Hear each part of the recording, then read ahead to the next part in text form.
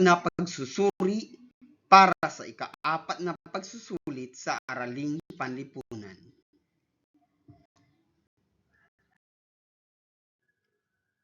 Unang tanong, sinong Pangulo ang gumawa ng Commission on Human Rights? A.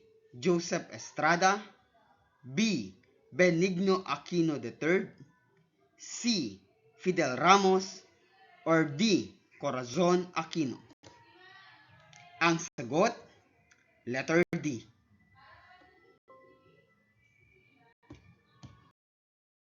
Pangalawang tanong, sinong Pangulo ang nagpatupad ng panibagong sistema ng transportasyon na roll-on, roll-off system? A. Gloria Arroyo, B. Fidel Ramos, C. Corazon Aquino, or D. Rodrigo Duterte? Sagot, A. Sunod, iba't ibang patakaran pangkabuhayan ang inilunsad ng Pangulo. Alin sa mga sumusunod ang inilunsad ni dating Fidel Ramos? A. Philippine 2000, B. Pilipino Muna, C. Reforma sa Lupa, or D. Masagana 99? Sagot, A. Sinong Pangulo ang nagpatupad ng dagdag kaalaman o 2 taon sa pag-aaral ng basic education na tinatawag na K-12 program? A. Corazon Aquino, B. Benigno Aquino III, C. Gloria Arroyo, or D. Fidel Ramos? Sagot, letter B. Sinong Pangulo ang gumawa ng Build, Build, Build program? A. Gloria Arroyo, B. Benigno Aquino III, C. Fidel Ramos, or D. Rodrigo Duterte? Sagot, letter D. Anong programa ni Pangulong Duterte na may layunin na masugpo ang ilegal na droga? A. Civil War, B. War against Terrorism, C. War on Drugs, or D. Third World War? Sagot, C. Ano ang layunin ng Philippine 2000? A. Pagsapit ng 2000, ang ekonomiya ng Pilipinas ay higit na asensibo sa ibang bansa sa Asia. B. Pagdating ng 2000 ay magiging maunlad at industrialismong bansa na ang Pilipinas. C. Pagsapit ng 2000 ay iaangat ang bansa sa pagiging sick man of Asia. Or D.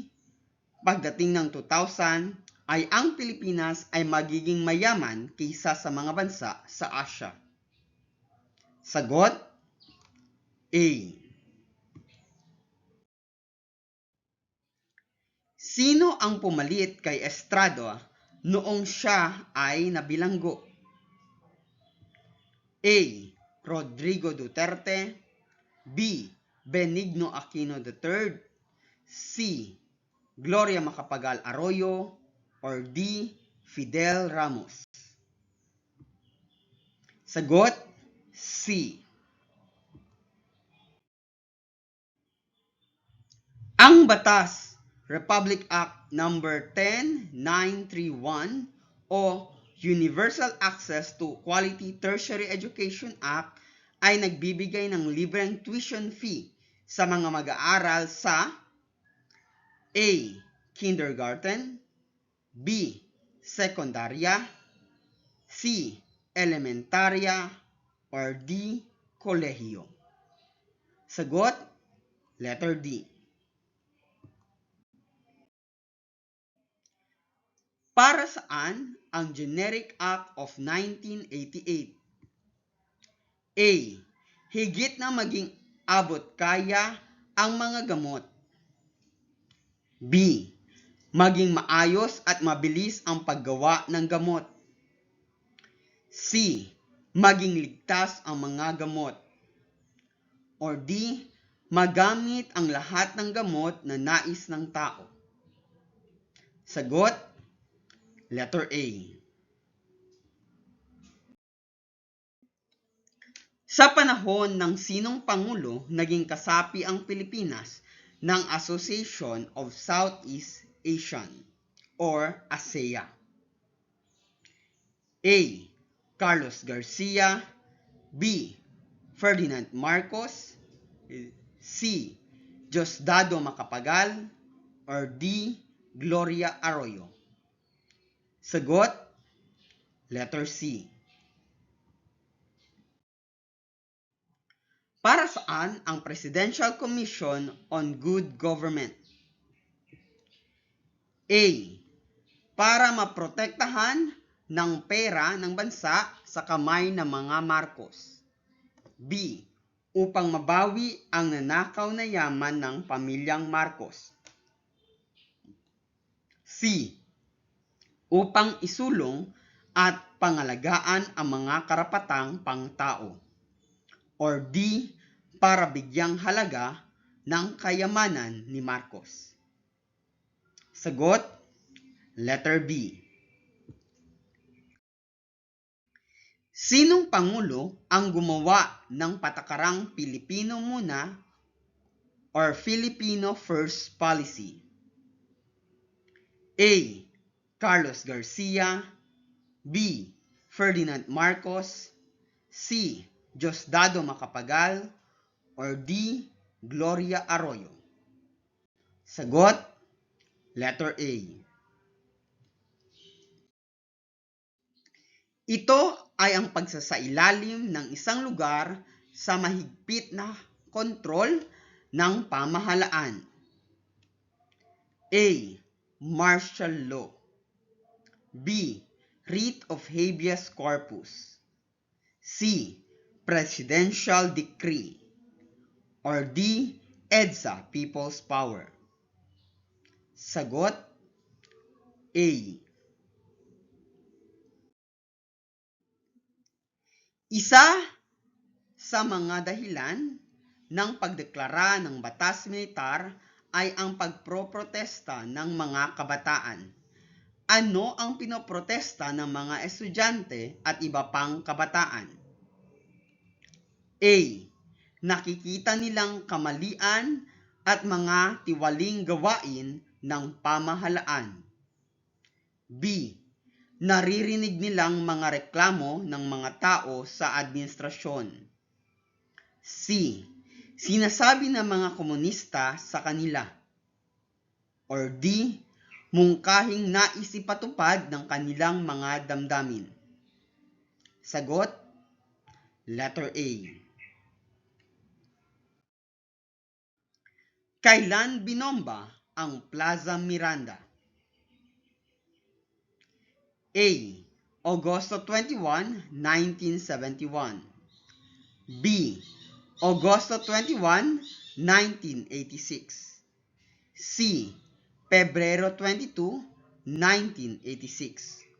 Or letter D. Pebrero 25, 1986. Sagot, letter A. Sino ang namumuno sa Moro National Liberation Front? A. Nur Miswari, B. Nur Ahmad, C. Muhammad Kadim, or D. Raha Sulaiman? Sagot, letter A. Bakit nagdeklara ng batas militar o martial law ang Pangulo? A. Upang mahuli ang mga komunista at iba pang lumalaban sa pamahalaan. B. Para maiwasan ang pananakop sa bansa ng mga komunista. C.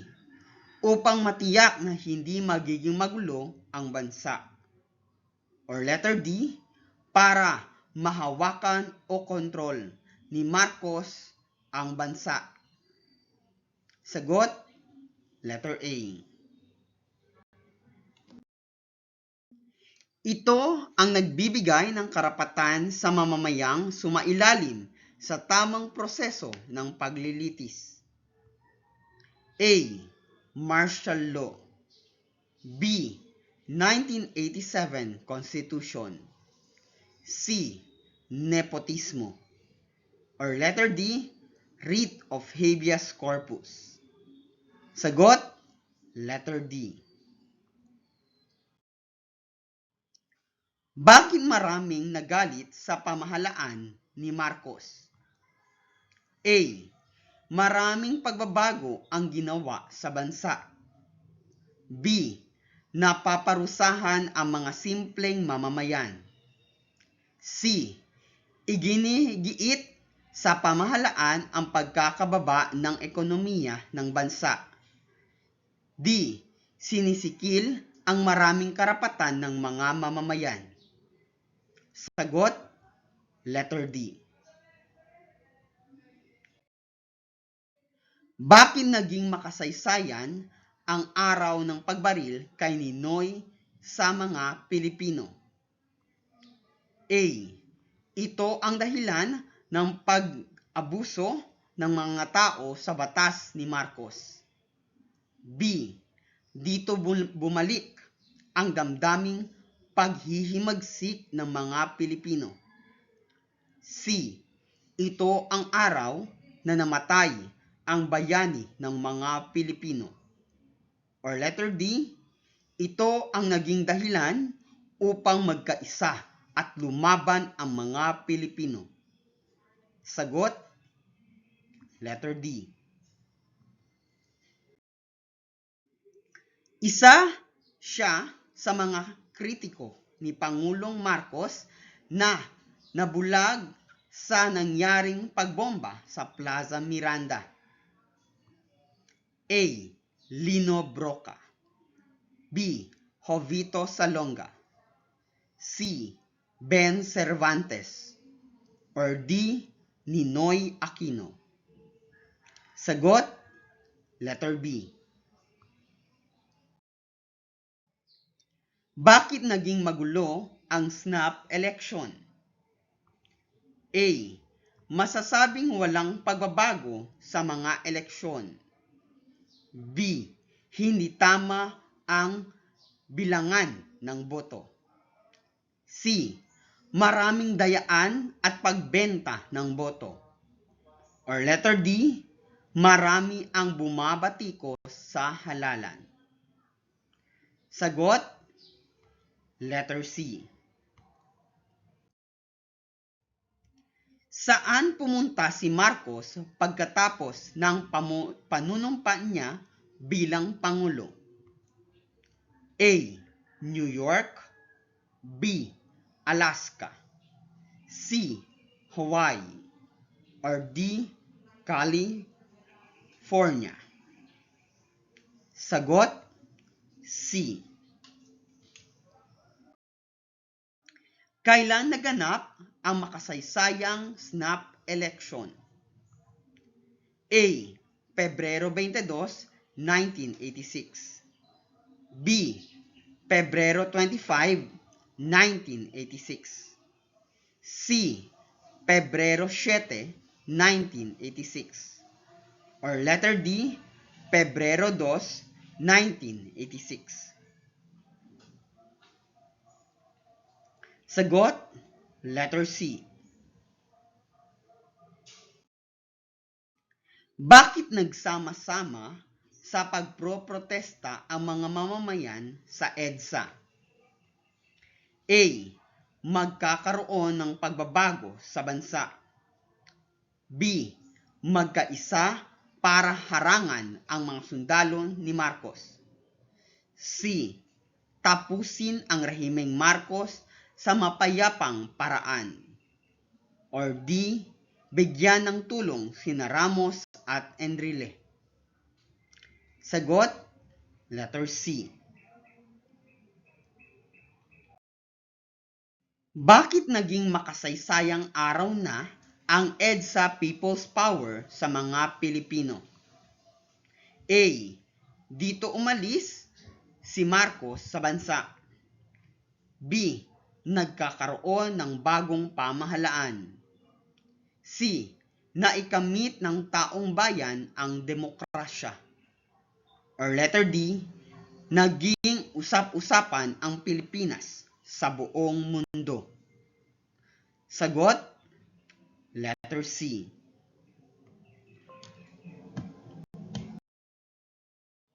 Kailan nagsimula ang makasaysayang EDSA People's Power? A.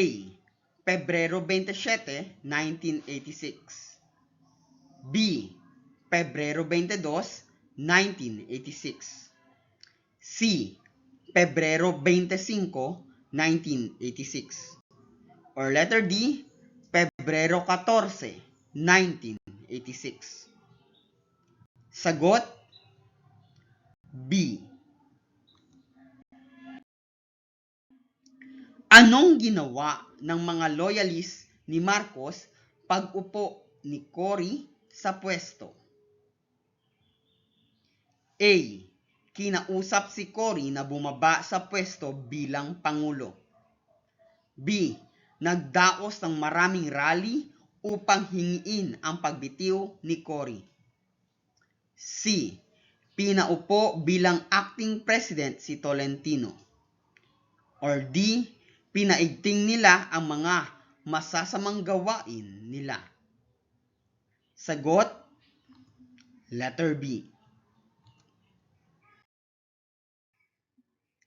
Si Mang Jose ay isang factory worker at matagal na sa trabaho.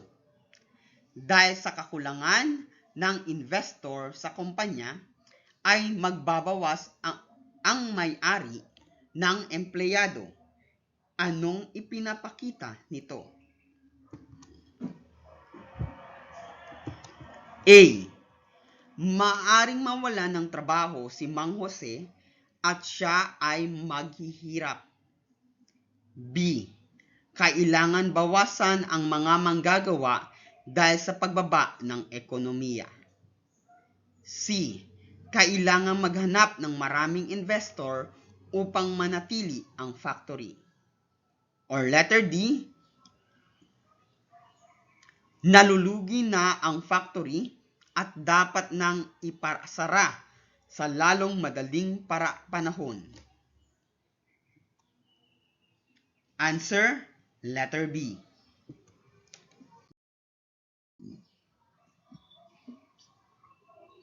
Ikaw ay isang loyalist ng isang mayor sa inyong lungsod.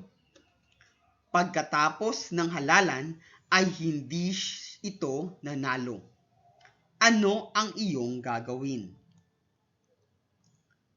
A. Magsimula ng kudeta laban sa nanalong mayor. B. Suportahan pa rin ang iyong kandidato at ang nanalong mayor. C. Bigyan ng panahon ang bagong mayor at kung siya ay magkamali ay ipagreklamo. Or D. Ipaglaban ang gusto mong kandidato para siya ay manalo. Sagot, letter B.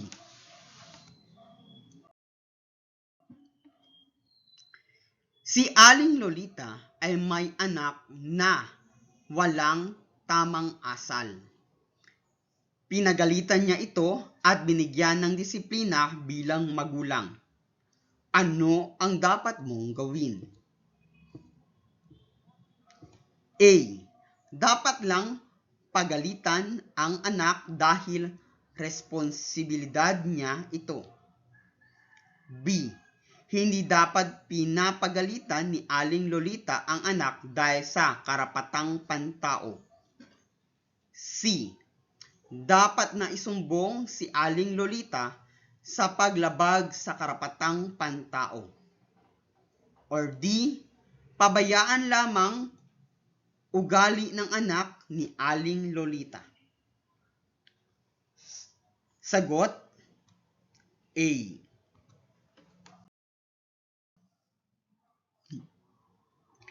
Alin sa mga sumusunod ang hindi kabilang ang Pilipinas sa malayang kalakalan? A. World Trade Organization. B. Southeast Asian Organization. C. Asia-Pacific Economic Cooperation. Or letter D. Southeast Asian Nation. Sagot, letter B. Siya ang pinagkamaigting na kritiko at kalaban sa politika ni Marcos. Namatay siya sa Manila International Airport dahil sa pagbaril sa kanya sa ulo. A. Corazon Aquino. B. Lino Broca. C. Fidel Ramos. Or letter D. Ninoy Aquino. Sagot, letter D. Ang San Roque Elementary School ay isang malinis na paaralan. Dahilan ng maayos at magaling na sistemang ipinapatupad. Anong programa ang ipinapatupad ng paaralan? A. Edukasyon. B. Pangangalaga sa kapaligiran. C. Agrikultura. Or D. Ekonomiya. Sagot, letter B. Masasabing isang mapayapang demonstrasyon ang nangyari sa EDSA dahil sa A. Walang dumanak na dugo sa mga mamamayan. B. Hindi binanta ng mga sundalo ang mga tao. C. Kakaunti lamang ang nasaktan sa rally. Or D. Binigyang pansin ang kapayapaan. Sagot, letter A. Isa si Aling Nora sa mga Pilipino mayroong PhilHealth. Ang kanyang asawa ay naaksidente ngunit hindi niya kaya ang gastusin sa ospital. Ano ang kanyang gagawin? A. Ibenta ang health card upang magamit ang pera sa pagdodoktor. B. Gamitin ang health card para mapagparehistro sa ospital. C. Gamitin ang health card upang makakuha ng discount. Or D. Ipalit ang health card upang magkaroon ng perang ipang-doktor. Sagot, C. Anong tawag sa dagat kung saan ipinag-aagawan ito ng Pilipinas at iba pang bansa sa Asia, lalong-lalo na ang China? A. West Philippine Sea. B. Sulu Sea. C. Palawan Sea. Or D. Philippine Sea. Sagot, A. Anong tawag sa uri ng polusyon na kung saan nakapagdulot ng iba't ibang sakit, lalo na sa baga?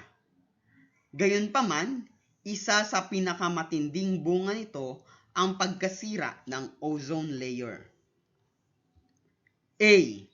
Polusyon sa tubig. B. Polusyon sa hangin. C. Ingay.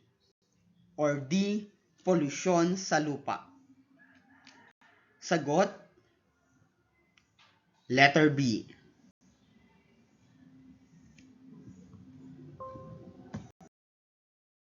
Maraming salamat sa inyong pakikinig. Mag-aral ng mabuti at good luck sa inyong darating na pagsusulit.